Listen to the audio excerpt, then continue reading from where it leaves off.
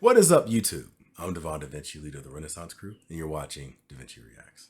Today we're going to get into another video that is, well, I say again, but I haven't made a video like this in a very long time. A video related more towards like conspiracy, a little bit of spookiness to it, a little eerie sense and feeling. I have several videos saved up that I kind of go in line with that theme, but I've kind of been not hesitant, but I was kind of waiting to jump into it. I didn't want to immediately jump into that type of content, but it will be dropping. So don't get used to the happy-go-lucky video game, Pokemon, like somewhat happier sides of history related videos. I say somewhat because I did do that reaction to like the cruelest ways people have died, but you know what I mean. So we're gonna be getting some more conspiracy videos, some creepypasta videos, some lost media videos, different things like that. Now, this video right here is called The Definitive Wrestling Lost Media Iceberg. Now, for those of you that are wrestling fans and conspiracy fans, this is something that should be a little bit of interest for all of you. Now, this is related to a lot of different things in wrestling. Now, the thing with wrestling is when you talk about professional wrestling from, I would say like really the 80s, to like the early 2000s, a lot of like wild, crazy stuff was going on behind the scenes around that time. So you had a lot of drug use going on at the time. You had a lot of wild characters that were like being over the top and just wild and uncontrolled. You had a lot of just a lot of tragic stuff going on behind the scenes during that time. And so because of that, there's a lot of like if someone were to make an iceberg like the video we're about to watch, it would have a lot of subjects that could be covered in it. And I think this is related more to like, it says lost media, so it's going to be related to stuff that was recorded, but nobody ever saw. Like, spoiler alert, I guarantee this is going to be on there, but the footage from Over the Edge 1999, the night that Owen Hart died, I'm pretty sure that WWE actually has what happened to him on film, but they're never going to actually release it. I believe it's like in a vault somewhere and will never be shown. And if anybody says they've actually seen that footage, then they're lying. Nobody's ever seen it. And you could say all you want. Oh, I saw it. I saw. Show me a link. Show me a link. Show me a post. Show me anything. I guarantee you, you're completely pulling it out your ass. Anyway, let's go ahead and check this out. This video is made by Age of Wrestling. I will have a link for their channel at the end of the video. You'll see their icon pop up around here somewhere, and you can click on it. It'll take you to their channel. You can check out all their other content, and I will have the original video for this. The link for it will be in the description box down below. So if you want to watch the video yourself, or if you want to watch it without me talking over it and giving commentary and things like that, if you just want the raw video by itself, that is the link that you'll use. Anyway, let's jump into this. Welcome, wrestling enthusiasts and curious minds alike, to a journey through the mysterious depths of the iceberg of lost wrestling media. Today, we embark on a thrilling exploration into the obscure and forgotten corners of the wrestling world, diving deep into the realms of lost matches, rare footage, and untold stories that have slipped through the cracks of time. Join us as we unravel the layers of this iceberg, uncovering the hidden gems one of my favorite managers of all time, make up the rich tapestry of wrestling's lost media. Whether you're New Jack is a wild dude, but and he passed away not too long ago. But when you talk about promos, New Jack was one of my favorite promos. Like, not just because of how unpredictable like what he says could be, but like you talk about just natural, raw, like talent. Like he was very sharp with what he said, and just like it just like flowed out of him. He didn't have to stop and think about it. He didn't come off as like cheesy and fake. Like, you could tell everything he said was like, it was off the top of the head, but it was like he knew how to like make you feel it. And if I were ever to do like a promo, I would study the hell out of New Jack more than just about anybody else, because I think that he's one of the best promos out there.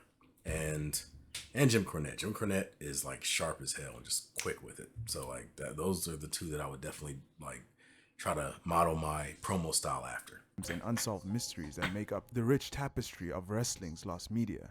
Whether you're a diehard fan or a casual observer, Devon, prepare to be captivated by the untold Chris history Benoit, and elusive moments that have become legends in their own rights. This is wrestling's lost media. Great wrestler, but anybody that sits there and says, familiar with the iceberg concept, "Oh, the structure of this video is inspired CTE by the and this, that, and the other," where only a kiss my small ass. portion of the iceberg is visible above the waterline, representing the well-known or mainstream information, while the bulk of the iceberg is submerged, symbolizing the hidden or niche details. So basically, as we go further in the video, you'll find out things you never knew as you get to the bottom of the rabbit hole of lost media. But without further ado, let's get right into the video. We're beginning Viewer with Tier 1, discretion which is is just at the advised. surface. The first incident of lost media that we'll cover is the Owen Hart fall. Okay, so it was the first On May one. 23rd, 1999, professional wrestler Owen Hart fell from the rafters of the Kemper Arena in Kansas City, Missouri during a pay-per-view taping of WWF Over the Edge 1999. This is one of the most famous pieces of lost media. Since WWF cameras were rolling at the time of the accident, footage of Hart's fatal fall exists on tape. This was confirmed in a column written by former WWF announcer Kevin Kelly in May 2013. According to Kelly, the tape sits in the WWE archive in Stamford, Connecticut, with instructions never to destroy, view, or duplicate. And the next thing we'll be looking at is the paralyzation of Droz. Droz vs. D'Lo Brown was a 1999 wrestling match that originally was slated for WWF SmackDown. In the match, D'Lo Brown incorrectly Droz executed passed a away powerbomb finisher, somewhat recently which broke also. Droz's neck, fracturing 2 vertebrae, and thus ending his career and leaving him a permanent quadriplegic. The match was taped in its entirety, but because the venue was WWF SmackDown, the match was taped days before its airing, giving WWF time to edit out inconsistencies, as they had done with all other SmackDown tapings. Because of this, WWF technicians have withheld the footage of the match, deciding not to release it in any format. However, the footage of Droz being taken out on a stretcher has been seen in WWE's "Don't Try This at Home" public service announcements. Next up, we have Screwed, the Bret Hart story. WWF Montreal released a DVD Screwjob. called The Self-Destruction of the Ultimate Warrior, and in this documentary they slammed the Ultimate Warrior more than praising his career. WWE attempted to do the same thing with Bret Hart in a documentary called Screwed, the Bret Hart Story. And Yeah, WWE was known for being very vindictive back in those days because it was run by this gentleman right here.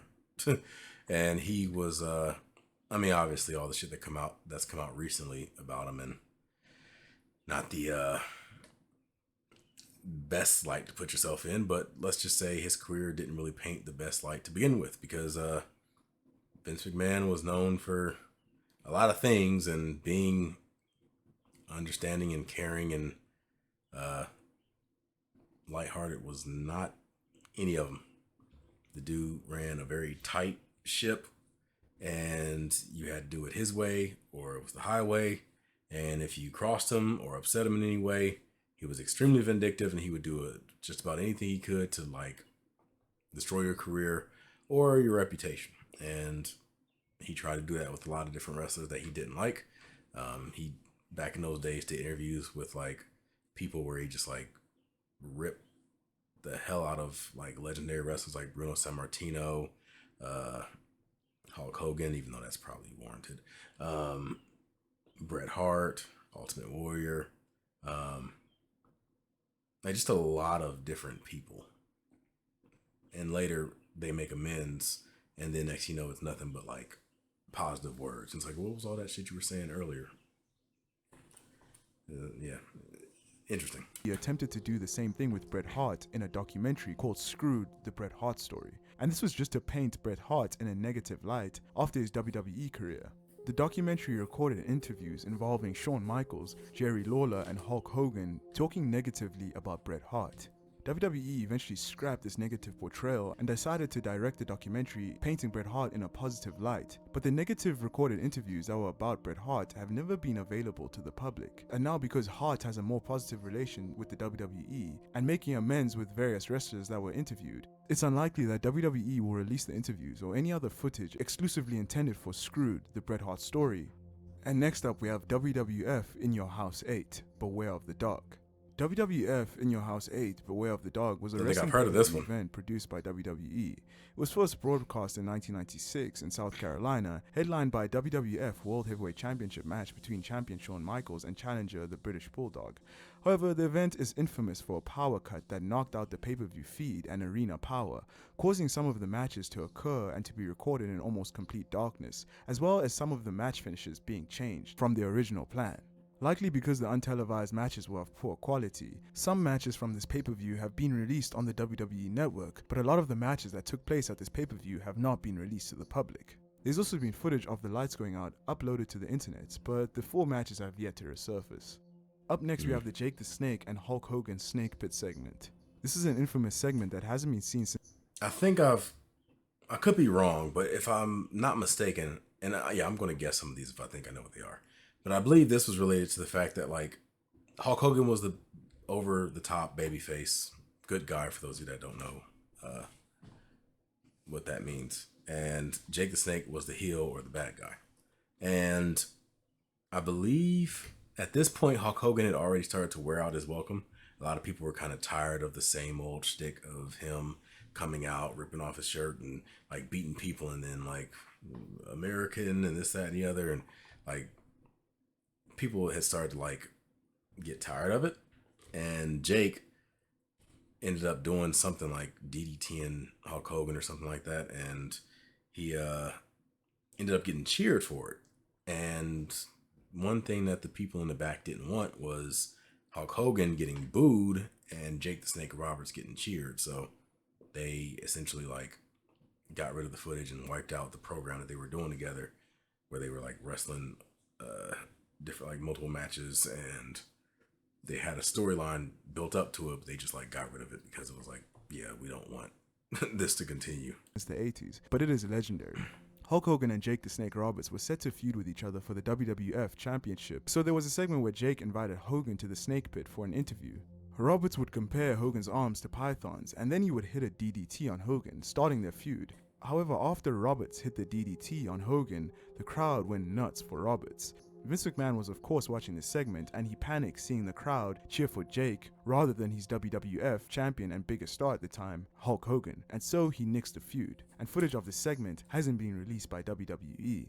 Hulk Hogan and Jake the Snake ultimately did have several matches in 1986 and 1987, but this segment has never ever resurfaced. And See, like, and I'm not just like talking crap about Hulk Hogan just for the sake of it. Like, I was a Hulkamaniac. I was someone that was really big into wrestling, especially around the early 2000s. I was actually planning on becoming a professional wrestler. I had joined the wrestling team in my high school and everything, and it was all because of Hulk Hogan. I had a DVD. I forgot exactly what it was called, but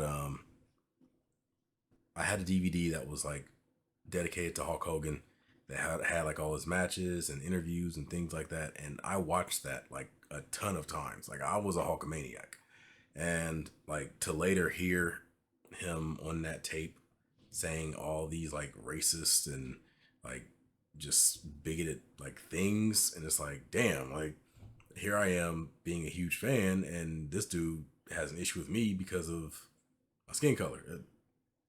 Like, that was like, I don't know, it just like shattered your image of this person that you looked at as a hero. But it's like it would be like if people found out like the true Homelander. Like, you see this image of him and you idolize them, you want to be like them, and then next thing you find out the real Homelander. That's kind of how I felt like, except he didn't do like, he wasn't out here killing people and stuff, but you know what I mean.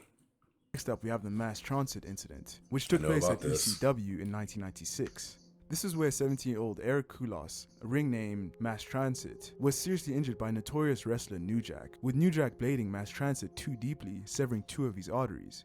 Fan footage of this incident exists on the internet, so it's still able to be viewed by others, but the official footage shot by ECW has never been released to the public.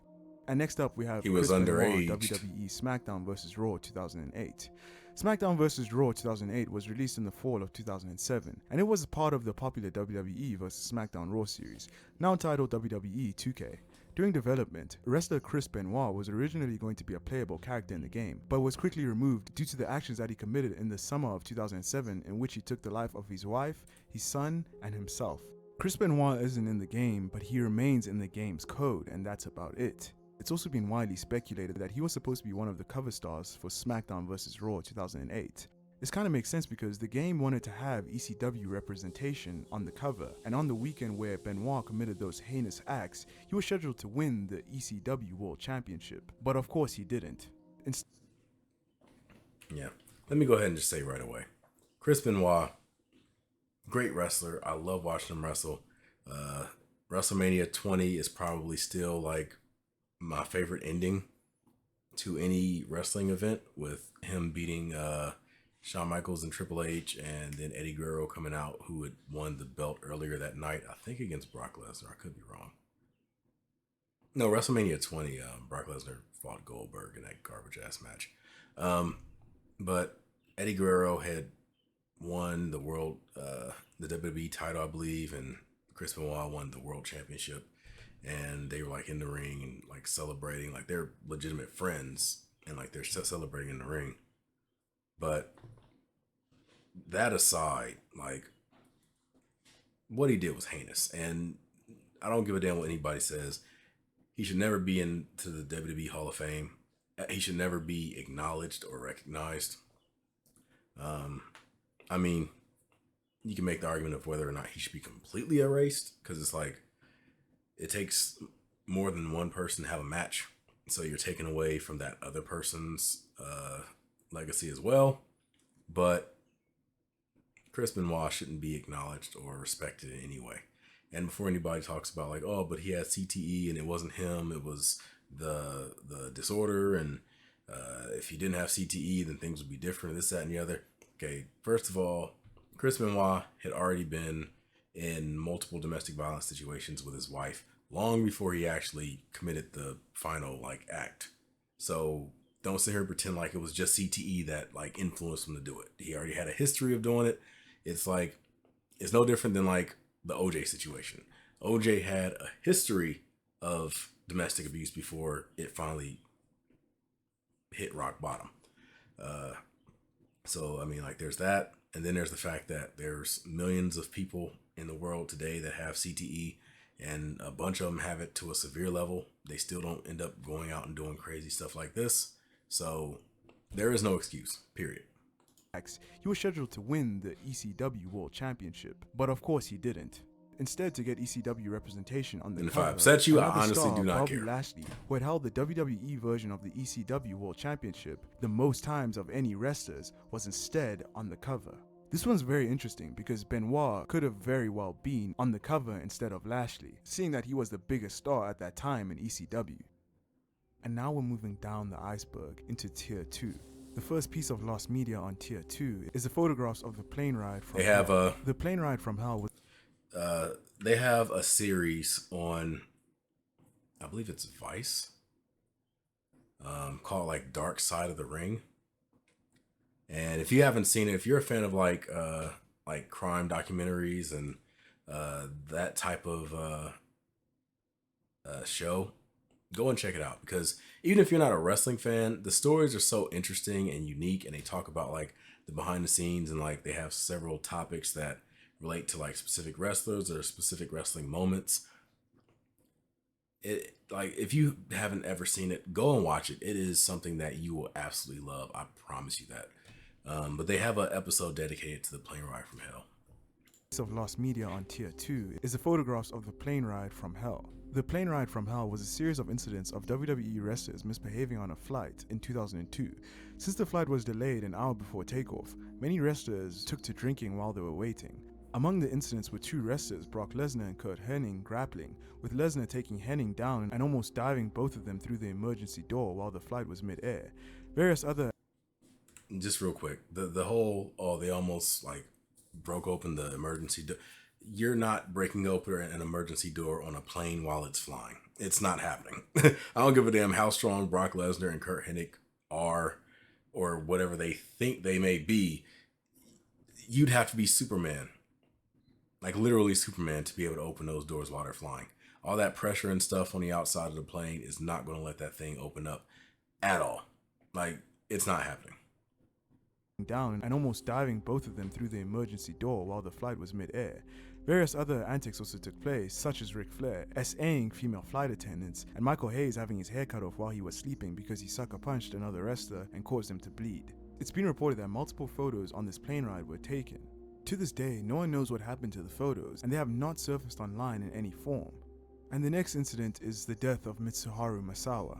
Pro Wrestling Noah is a wrestling company that is based in Japan, founded by Mitsuharu Misawa. I don't think I'm familiar with this one. Misawa carried great fame before and after founding the company, and he was considered as one of the best wrestlers in the world and in wrestling history. In 2009, despite his deteriorating health due to demands of the sport, Misawa wrestled a tag match for the GHC Tag Team Championships. And during the match, Misawa received a backdrop suplex, where he was dropped right on his head and he fell unconscious immediately.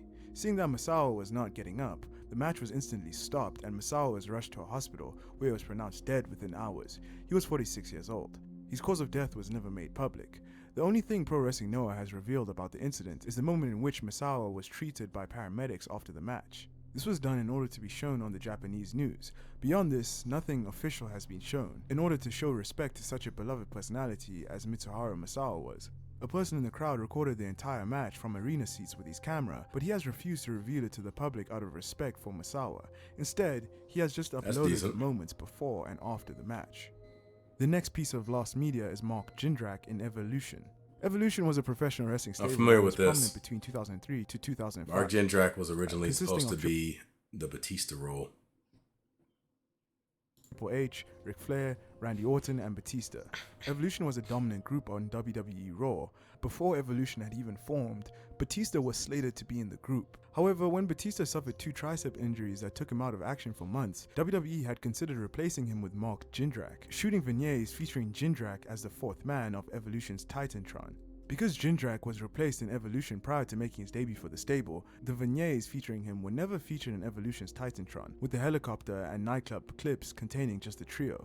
When Batista was re-added, WWE simply spliced clips of him between the vignettes. To this day, the footage of Jindrak in these vignettes has not been released. So they're all chilling and relaxed, and he's in the warehouse going... Radio WWF was a professional wrestling radio show, produced by the WWF, now WWE. It provided commentary for its pay-per-views and discussed news surrounding the wrestling industry as a whole. The show ran for some time, but eventually it was cancelled. Likely due to each version of the show proving unable to attract many stations to carry them, recordings of Radio WWF remain scarce. It is therefore coveted media among those seeking the alternative pay-per-view commentary. There's some recordings of Radio WWF on the internet, but it is scarce compared to the amount of shows that they put on. And next up we have WCW's audio-only pay-per-views. In the late 90s, WCW held 6 special wrestling events that were broadcast exclusively via the WCW website. These events were audio only, with WCW commentators. Yeah, I'm sorry, but like Tony Schiavone and Larry Zbyszko and These them. events were not recorded by WCW. They're cool, but they're not and thus were never JR and video. King. However, the audio streams are said by some think it would have fans been to have as been entertaining. downloadable, but no files have surfaced. When WCW was purchased by WWE, the entire video library was acquired, and it is unknown if WWE is in possession of the audio of these events. And next up, we have Tyson Kidd's last match. In 2015, prior to an episode of WWE Raw, professional wrestlers Samoa Joe and Tyson Kidd faced each other in a dark match. Injured himself on a muscle buster spot. For being Tyson Kidd's last match, as a botched landing during Samoa Joe's finisher, the muscle buster, resulted in Tyson Kidd suffering career-ending spinal cord injuries. Initial reports claimed that the match would subsequently air on WWE Superstars, primarily because Superstars banners were present on the sides of the ring. However, it was confirmed that the encounter would remain a dark match. Cameramen can also be seen in the photos of the match, confirming match footage was captured by WWE.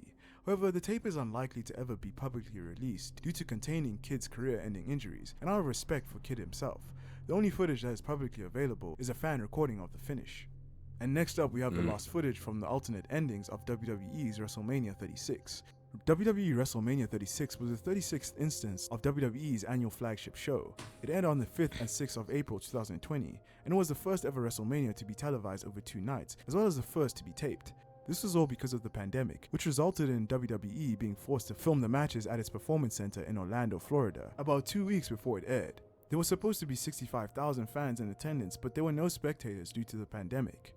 The difference in filming and airing dates led to concern over spoilers, and this prompted WWE to film alternate endings to some of their matches. While WrestleMania 36 can be easily viewed on the WWE network, no footage or photos of alternate finishes have ever been made publicly available. The tapes containing the different endings likely dwell within WWE's tape library, although the chances of the clips being publicly released remains low due to how they would break WWE's continuity following the show's airing. One match that was on WrestleMania 36 that could have had an alternate ending is a cinematic match between John Cena and Bray Wyatt in which the latter picked up the win. These two had history that went all the way back to 2014. Bray Wyatt recently passed away as well. Was able to happen considering that John Cena was involved in a bad car accident in 2012. At least he had no injuries. However, many people aren't as lucky as John Cena and are injured in car accidents, and they don't have the means or the know-how to pursue legal action. That's where the modern solution of Morgan and Morgan Morgan and Morgan is America's largest injury law firm. They help over 3 million people every year and have recovered over $50 billion for their clients. If you want to skip the ad, feel free to visit law offices and take the little bar down here. You can submit a claim from like right here and just move it up a bit with only 8 clicks on your phone. I'm going to sit here and watch case details, sign contracts, upload documents, and medical records all from your cell phone. You can even text your attorney and legal team throughout the duration of your case. Contacting a personal injury attorney should be your first step in a car accident. And the amazing thing about Morgan & Morgan is that you pay nothing unless they win the case. There's literally nothing to lose. Don't overthink it. Take action to protect your rights, and Morgan & Morgan will fight to get the compensation you deserve. If you're ever injured in an accident, you can submit a claim at www.forthepeople.com/ageofwrestling or by dialing #law. That's #529 on your cell phone. Thank you to Morgan & Morgan for sponsoring this video. That reminds me of the old 90s. Iceberg once again into the third tier. Like collect call with ads. Our first entry on the third tier, the ECW Arena Fire. In 1995, ECW was holding an event at the ECW Arena in Philadelphia. The event gained infamy in the match between Cactus Jack and Tommy Dreamer. In this match, there was a stunt involving a steel chair wrapped in a towel that was set on fire, and it ended up engulfing Terry Funk and a fan in flames, causing major panic among those in attendance that led to a stampede. No footage of the incident has ever been publicly released, with ECW claiming during a litigation case involving the injured fan that the I wonder if anybody ever asked Mick Foley about this. However, some question this, as like an interview. The crucifix angle coming from the same event appeared on the following week's ECW television program. If it still exists, it is likely within WWE's tape library, as WWE purchased ECW's assets and its tape library in 2003. However, given the context of the incident, it is highly unlikely that it will end up on the WWE network. And up next, we have Goldberg's pre-television debut matches. Goldberg is a professional wrestler. Those gotta be bad looking. Streak in WCW, making his television debut in September. Like, I'm not gonna lie, like the people that talk about like Goldberg and how they don't know how he was popular and he can't wrestle and this, that, and the other. You weren't around during the Goldberg prime days, because like I don't know, people have this idea that like you have to be this like super technician or something to be impressive in wrestling, whereas me, it's like I've seen enough wrestling to know that you don't have to know a damn lick of inside the ring wrestling. As long as you got presentation, personality, and a good character, you can get over no matter what. Like, as a matter of fact, I'd be willing to say that being a technical wrestler is a drawback as far as popularity. When you think of like the most popular wrestlers of all time, like the ones at the very like top of the like echelon of like wrestling wrestlers, most of them are like brawlers or people that just like go in there and just like whoop ass. They're not thinking about like doing like super technical moves, or they're not like really like big high flyers or anything like that. They're just like, they know how to tell a story. They tend to be more on the brawling side.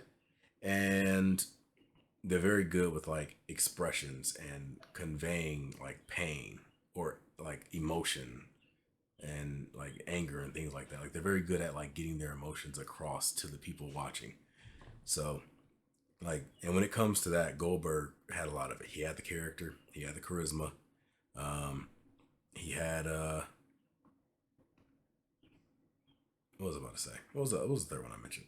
Character, charisma, presentation. Yeah. He had the character, he had the charisma, he had the presentation. He went out there, he looked like somebody that could destroy anyone. He went into the ring and he destroyed anyone. That's all he had to do. Like, I was a big Goldberg fan when he was doing his thing back in the day. Now, nowadays, I'm much more of a fan that respects like the work inside the ring. But back in those days when I was a kid, I was all about Goldberg. Before him, I was all about the Ultimate Warrior. Like nowadays, Shawn Michaels is my favorite wrestler of all time. I love watching Shawn Michaels matches. But yeah, let's jump right back into it. But Goldberg, he was that dude. So I'm not gonna ever try to disrespect like Goldberg and like people's opinion of him and things like that, because like you can say what you want nowadays, but in his prime, Goldberg was like right up there with like Hulk Hogan, and he wasn't quite as popular as Stone Cold Steve Austin and maybe not The Rock, but if he was in WWF at the time, he would have been like the third most popular wrestler on the roster. Of 1997, on Monday Nitro, Goldberg would amass an alleged 173 consecutive wins without defeat, including defeating Hollywood Hulk Hogan for the World Heavyweight Championship That's before not losing to happening. Kevin Nash at Starrcade That's in not 98.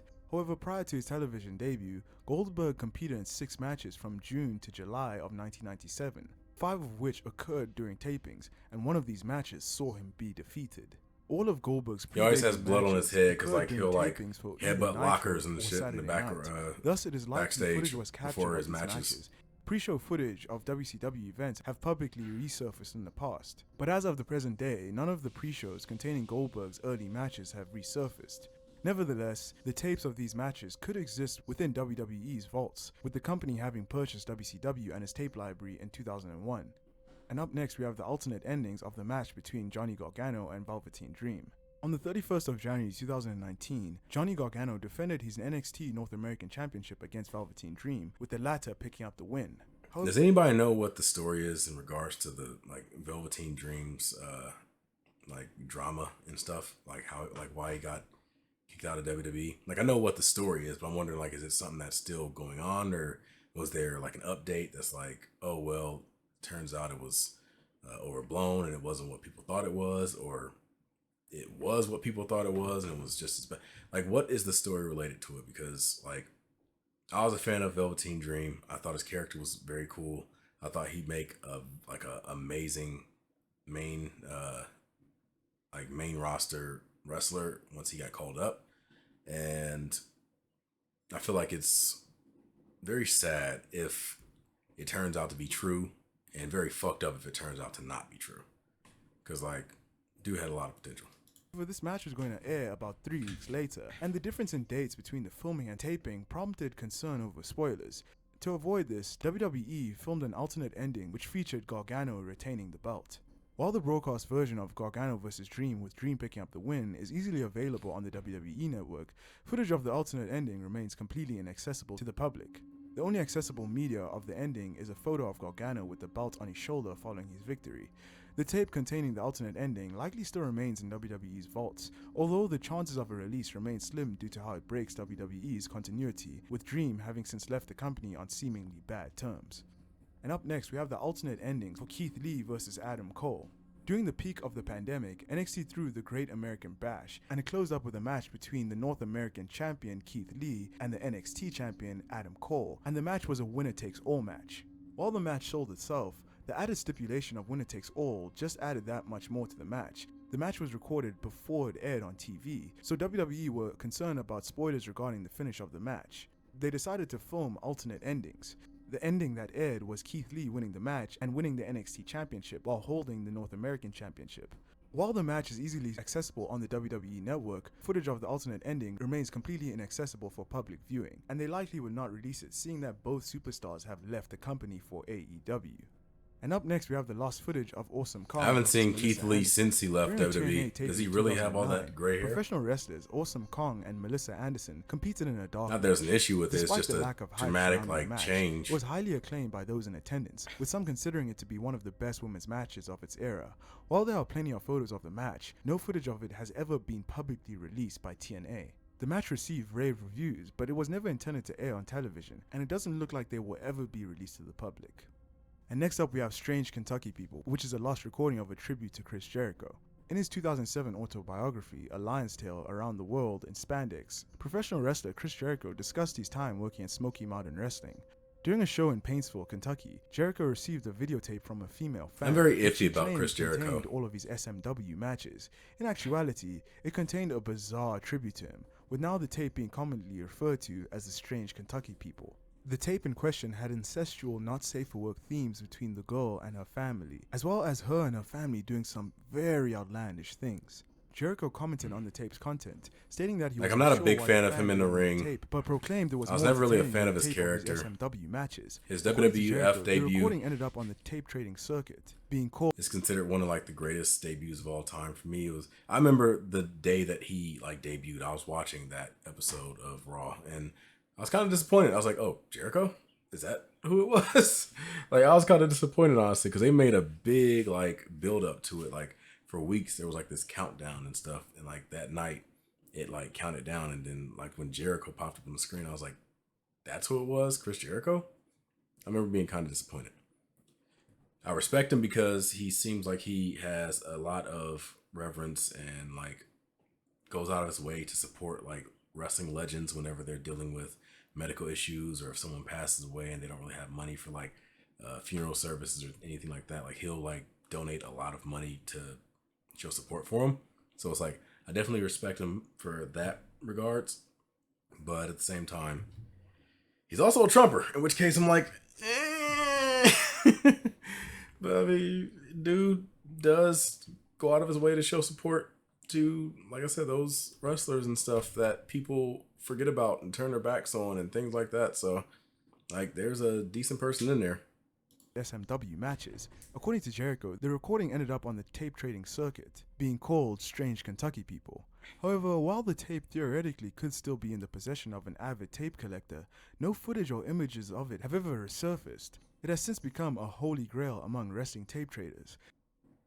And now we're moving on down a tier into the fourth tier. Holy Grail, I don't know about the first that one. I entry don't of really lost footage in the fourth want to tier see is that. Kurt Angle versus Owen Hart. In 1999, during a taping of WWF's Shotgun Saturday and before a live WWF Raw's War, respected professional wrestlers Kurt Angle and Owen Hart faced each other in a dark match. Occurring prior to Angle's television debut at WWF Survivor Series that same Why would they year, not want to the show match this? This convinced sounds Hart like and a others that Angle would be a future world this sounds like an champion. awesome But match. while Angle's dark matches were not intended to be televised, a few have been publicly released.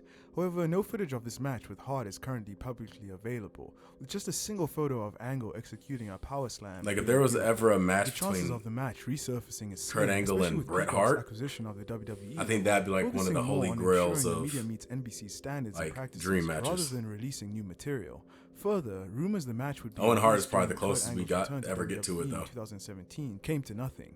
Additionally, Hart's widow, Dr. Martha Hart, has refused to allow WWE to profit off of Owen's name again following his death, which could also impact the And I don't possibility have of an the issue match's with that, release like, on legal grounds. And next up, she we have has all the TNA rights exclusive to, episodes pre-2006.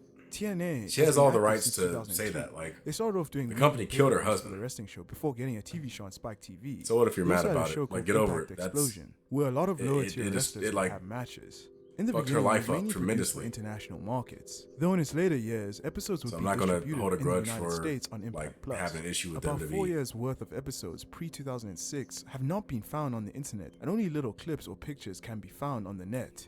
TNA probably has all these episodes locked away in a vault somewhere, but it remains to be seen whether they'll release any of these recordings. And next up we have Kenny Omega versus AJ Styles.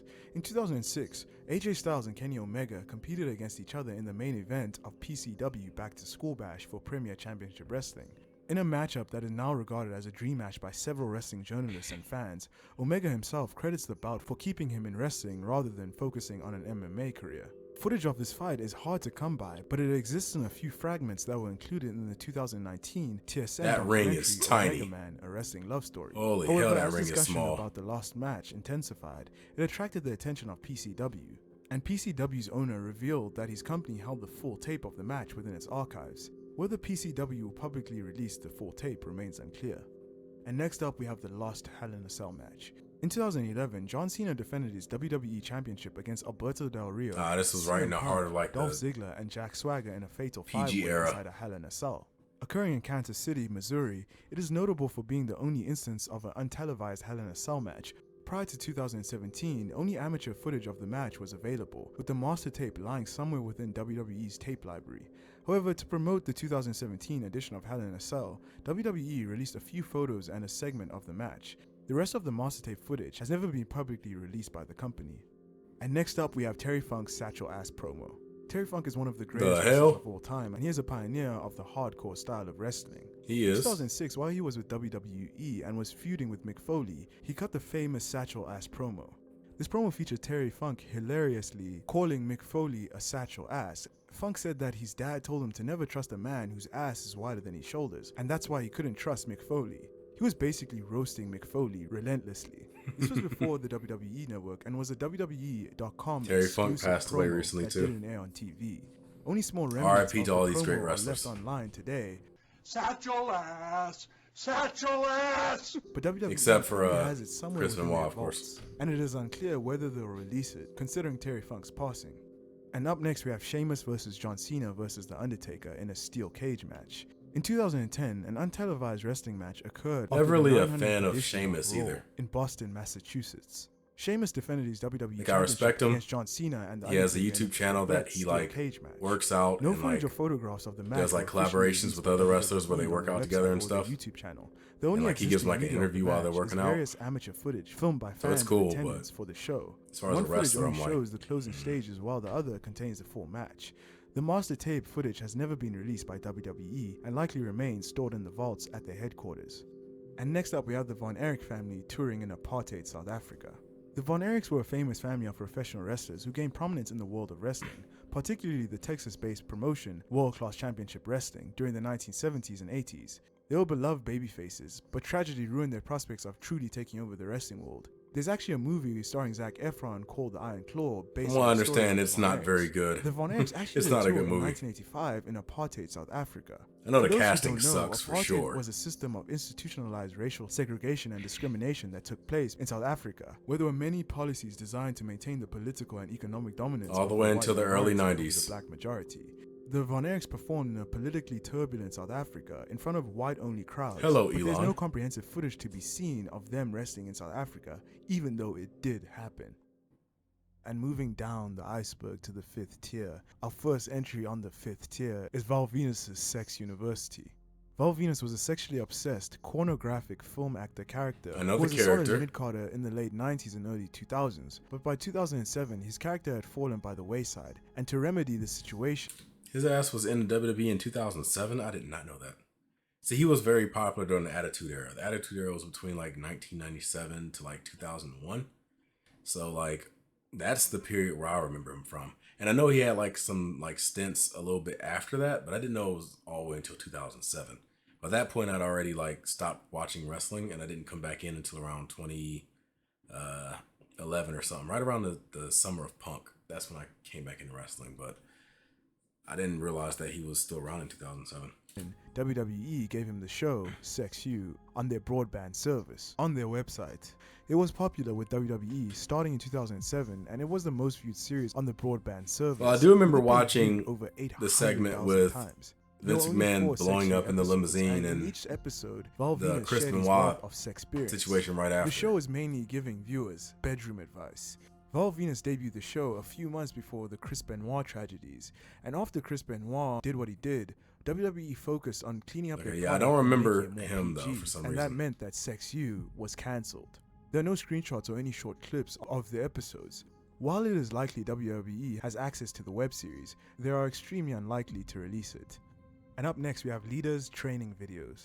Lita is a professional wrestler who competed in WWE from 2000 to 2006. She's most known for joining the Hardy One of the Boys to greatest form women's Team wrestlers of Extreme, all a time time. as a valet for Edge and being a 3-time women's champion. Prior to her debut in 2000, Lita had trained in Mexico and the United States in the late 1990s, with at least 2 of her training sessions being recorded. In mid-2020, a hardcore Lita fan uploaded the 2 training segments onto YouTube, lasting a combined total of 22 seconds, with one of the videos lacking sound. In the comment section for the video, the fan responded to questions concerning the whereabouts of the full video, stating that this was the only footage they could show without buying the tapes. Thus, more footage of these sessions may have existed at some point, though remains publicly unavailable as of the present day. It is also known that after Lita graduated from the Funking Conservatory in August of 1999, Funk Jr. and his wife established a compilation video containing footage of Lita competing at the training camp, sending it over to the WWF.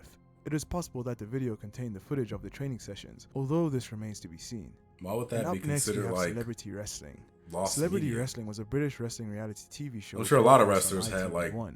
footage of them lasting for a training single and stuff season in that never 2005. got It released. involved professional wrestling and wrestling-related events between two teams of celebrities. The trainers of the show who were tasked to train the celebrities were Rowdy Roddy Piper and D'Lo Brown. But Another legend. ultimately, celebrity wrestling was not a success, and it was more of a jokey affair in which the celebrities didn't take too seriously.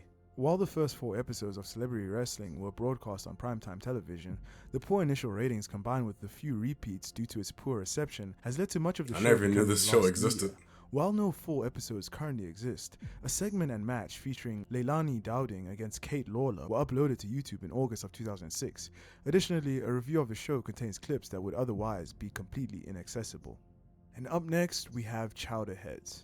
Chowderheads is an unaired American cartoon created by Eli Roth, produced by WCW, which followed the exploits Eli of 3 Roth. teenage professional Isn't wrestling that the same fans. dude that made It was the to air Hostel weekly on WCW Monday movies? Nitro before being pulled before the first episode aired.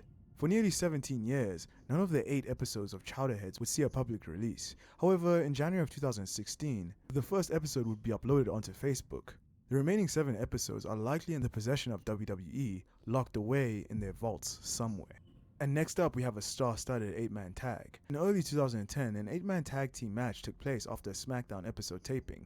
It consisted of babyfaces Edge, John Cena, Rey Mysterio, and Triple H taking on the heels Batista, Chris Jericho, CM Punk, and Sheamus. That is a star-studded lineup. The show the match took place on was held at the Staples Center in Los Angeles, California. As the match was untelevised, there is very limited footage available online. No photographs were ever posted to the official WWE website, and the master tape footage has never been released either. The star-studded match was taped and is probably locked away somewhere in WWE's vaults. And next up, we have the AAA Star of Death cage match. AAA is one of the major wrestling promotions in Mexico and has gained international recognition. It was founded in 1992. I hope and the has rest been of known them for aren't its like lucha just libre obscure style, matches which incorporates that a mix of they just traditional lost wrestling, footage for. acrobatics, and high-flying maneuvers. The only Star of Death cage match took place at AAA's event in 1995 in Los Angeles. The cage was a cage shaped like the Star of David. The match was star-studded, with one team having Interesting. Conan, Pero Aguayo Jr., Rey Mysterio, and Super Carlo. Oh, it's the and they one defeated where, Cybernetico, Pero Damien Aguayo 666, Jr. passed away in, I think? Juventud Guerrera, and Psychosis.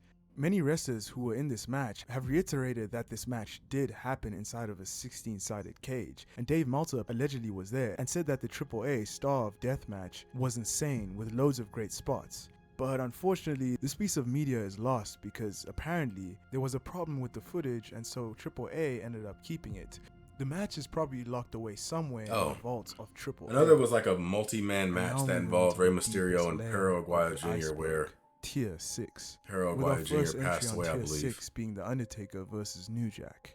I've seen the Undertaker is promos for this famous match. I've never recognition seen the as one of actual most match. Iconic and enduring figures in the history of professional wrestling. He made his debut for the WWE. New Jack in did like a 1990 and went on to promo have in like a long and graveyard, successful and career. it's On funny the as other hell. hand, New Jack is a wrestler who is most notably known for his time in ECW. He gained notoriety for his hardcore and extreme wrestling style, often incorporating the use of weapons and engaging in violent, chaotic matches. But before New Jack was in ECW, he used to wrestle for Smoky Mountain Wrestling. Jim Cornette was working at WWE at the time while still owning Smoky Mountain Wrestling, and because of that, Smoky Mountain Wrestling and WWE had a working relationship in which some WWE talent used to go to Smoky Mountain Wrestling to work. And one of these wrestlers was The Undertaker, who showed up in Smoky Mountain Wrestling in 1995. The Undertaker was then that put on him a versus program with New Jack, and there's a pre-Kane? promo where New Jack is in a graveyard calling out The Undertaker. Yeah, I've seen this. In It's Smoky funny. Mountain Wrestling, The Undertaker teamed up with Tracy Smothers in a handicap match against the Gangsters, consisting of New Jack, Mustafa, and D'Lo Brown. So there is a time in wrestling history where The Undertaker and New Jack wrestled each other, which is wild to think about. WWE actually owns all of the Smoky Mountain Wrestling tapes. Sadly, that so was they have back a match between the Undertaker during and Undertaker's, New Jack like, somewhere within their vault, but it's unlikely Pre-MMA mixed days where he was And just up like next we have the disturbed doing cover of under Triple neck H's chops theme and song, choking The Game. people. Triple H's theme song, His The matches Game, weren't is all a that song was entertaining made for back him then. and was written and performed by the English rock band Motorhead. Several alternate versions exist, including a completely unreleased cover by the American heavy metal band Disturbed. In an interview from 2006, Disturbed's lead vocalist David Dryman confirmed the existence of the song. After this interview, however, official channels did not speak of the existence of the track, and nor has it been released to the public. In 2019, a Twitter user posted a small part of the song. How they got this is currently unknown. And next up we have the body count match in ECW. The tag team's Bad Company featuring Tanaka and Paul Diamond and the Public Enemy featuring Rocco Rock and Johnny Grunge were locked into a feud against each other and agreed to a match. They had a very on legendary 7th match December against 1983 APA edition and of Hardcore TV. The it teams got brutal. agreed upon a body count match. The stipulation would be that Pat Tanaka and Rocco Rock would wrestle in the ring, while their respected partners, Diamond and Grunge, would be locked in separate jail cells, and whoever won the match would be able to free their tag partner, and the loser would witness their partner's jail cell explode. And if there was no winner after 15 minutes, then both jail cells would explode. In the match, Tanaka picked up the victory via pinfall. This means that he should have been able to rescue his tag team partner Diamond from the explosion, but a malfunction happened and it was actually Diamond's cell that exploded. Ultimately, the explosion was deemed underwhelming though. According to Diamond, ECW's Paul Heyman was not given permission to utilize fireworks that would have created a bigger bang. Rather, paper was lit to create the smoke and a recording of an explosion was used for the sound. The poor quality finish led to outrage from the ECW crowd, leading to boos and chants of money back. Despite the poor explosion, like that, Diamond was still forced to explosion sell botch the in effects of it, and he AEW. claimed that it was the most embarrassing situation he had ever been in. This Yeah, situation this. seems a lot like This another one, situation exactly. that happened in wrestling in 2021, but I can't quite put my finger on it. Because of the universally negative That's reception exactly what I among thought of fans too. and tenants and ECW personnel, the match and the aftermath never aired on ECW television, despite being planned to air, and was never mentioned again. Footage still exists, but it's most likely located somewhere within WWE's vaults, as WWE purchased ECW's assets and tape library in 2003. And next up we have the lost footage of Low-Ki losing his mind at a CZW event. In the year 2000, during a Combat Zone wrestling event in Philadelphia, Low-Ki was Pennsylvania, always so Low-Ki obnoxious. and Mercury faced Like, off against Rick Blade and TCK in a tag seemed team like match. somebody that just During like this took hardcore himself match, too literally Blade in the was standing ring. on Like, top of a basketball hoop with relax. Mercury lying prone on a table.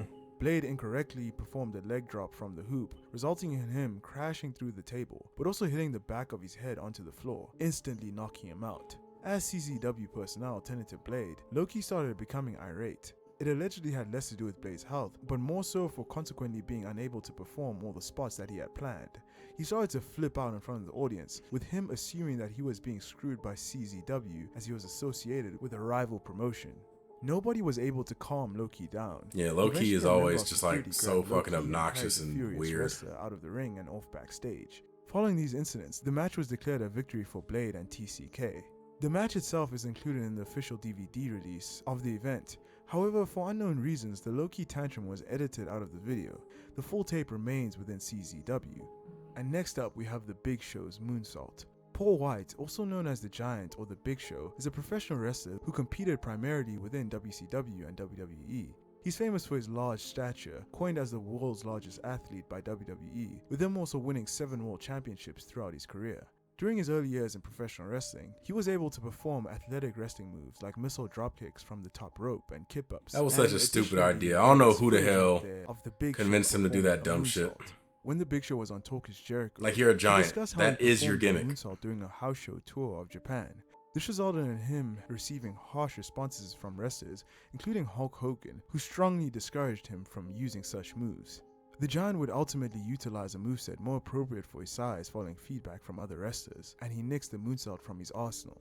Many people are said to have seen footage of the Big Show doing a moonsault in his early days, and the Big Show himself confirmed in 2022 that there is a VHS recording that was made. Like, I'm sure he of could have him done doing it, the but moonsault. it But just- it remains to be seen it's if it will unnecessary. ever get revealed. You're putting yourself at risk And for the last entry on the last tier, like the not really a deepest point of huge the iceberg, thing. is the Jim Cornette banana tape. This The entry is fuck? not safe for work, and it's at the bottom of the iceberg for a reason. Just putting it out there so you don't get too Jim? shocked by what you're about to hear. Jim Cornette is a prominent figure in the world of professional wrestling, known for his contributions as a manager, one of my commentator, and favorite promoter. He wrestling has had a figures. long and varied career in the wrestling industry, and he's often regarded as one of the most outspoken and controversial personalities in the business. In 1995, he was working for WWE, and he had some problems in his personal life with his wife, as she wanted a divorce. The problems with his wife eventually went to court, and part of the evidence that Cornette's wife had was a video of a dominatrix shoving a banana into the orifice on the backside of Jim Cornette. Yes, you heard that right. It's alleged that when Vince McMahon found out about this, he found it hilarious and made sure to rib him relentlessly. I mean, it. At this time, Jim Cornette was working in the creative. If you're into something, then you're into something. Like, and it ain't my because business. Vince McMahon found it Whatever so you do behind hilarious, closed he doors is allegedly your ribbed business. Cornette by having a bunch of bananas around for As every long creative as- meeting for a while after he found out. As long as Even it's Kevin Nash referenced this during consensual an interview when he said that the only match that and Jim Cornette two would do adults are is a involved, then, banana on a hey. pole match.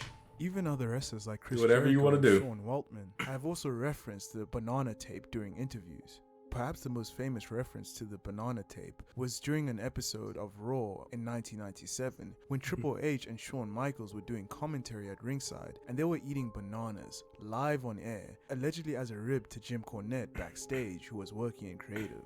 The Jim Cornette banana tape is the holy grail of lost wrestling media, and his wife is probably the only person who has the tape. Yeah, I don't think we So it's probably want to watch never that going one. to come out, but if it were to come out, it would be absolutely insane. I don't think I want to watch but that also one. quite disturbing.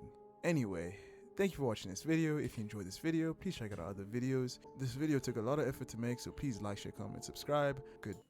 The video stops right here, which is interesting because it sounded like he was still talking, but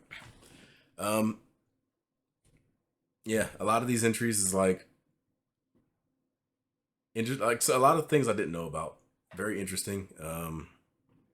Some things not my damn business, so it's like, hey, it's lost footage, but it can stay lost as far as I'm concerned. I don't really want to look at it. Like, I don't know if the whole thing with Jim Cornette is true or not. If it is, his business. Do whatever you want to do behind closed doors. I ain't, like, as the old saying go, like, my name's Bennett and I ain't in it. Like, do whatever you gotta do. Anyway, if you have any wrestling stories that you've heard of that didn't appear on this list that involve like lost media or something, then be sure to let me know in the comment section down below.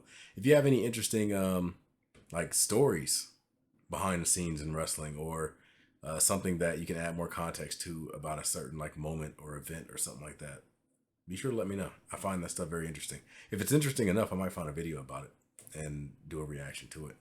If you have a link for a video that might talk about it, then feel free to do that as well. Anyway, link for the channel will be at the end of the video. Age of Wrestling, you'll see their icon pop up right over here. You can click on it and check out everything. Original video, description box down below. Anyway, I'm gonna go ahead and sign out, so I will see you guys next time. I hope you guys enjoyed this video, and another video will be coming your way very soon. Deuces.